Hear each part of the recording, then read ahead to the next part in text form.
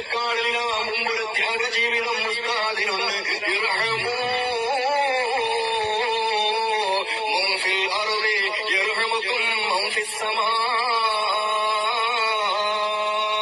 മഹാനരായ ശൈഖുനാ കാന്തപുരം ഉസ്താദ് അവിടുന്ന് എല്ലാ ശവ്വാലിലും സുബ്ഹാനല്ലാഹ് മഹത്തായ ബുഖാരി ഗ്രന്ഥം ഇങ്ങനെ തുടങ്ങുമ്പോൾ ഈ ഹദീസ് പറഞ്ഞിട്ടാണ് തുടങ്ങുന്നത്. കാരണം മഹാനരായ ഉസ്താദ് അവരുടെ ജീവിതം അതാണ്. അഗതികളുടെ കൈ പിടിച്ചിട്ടുണ്ട്, യതീമക്കളെ ചേർത്ത് വെച്ചിട്ടുണ്ട്. അള്ളാന്റെ മുത്തുനബി എന്താ പറഞ്ഞത് പ്രിയപ്പെട്ടവര്?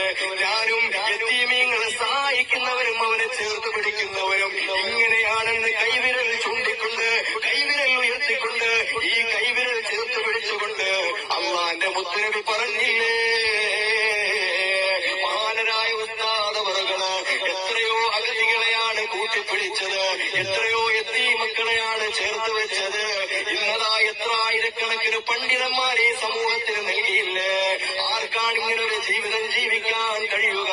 നിങ്ങൾ ഇന്ത്യയുടെ ഈ പല ഭാഗങ്ങളിലേക്ക് സഞ്ചരിച്ചാൽ ശൈഖ് അബൂബക്കർ സ്ഥാപിച്ച ധാരാളം കിണറുകൾ കാണാം, കുടിവെള്ള സ്രോതസ്സുകൾ കാണാം, മദ്രസകൾ കാണാം, ശുർബഖാനകൾ കാണാം. അല്ലാഹു ആഫിയത്ത് തരട്ടെ.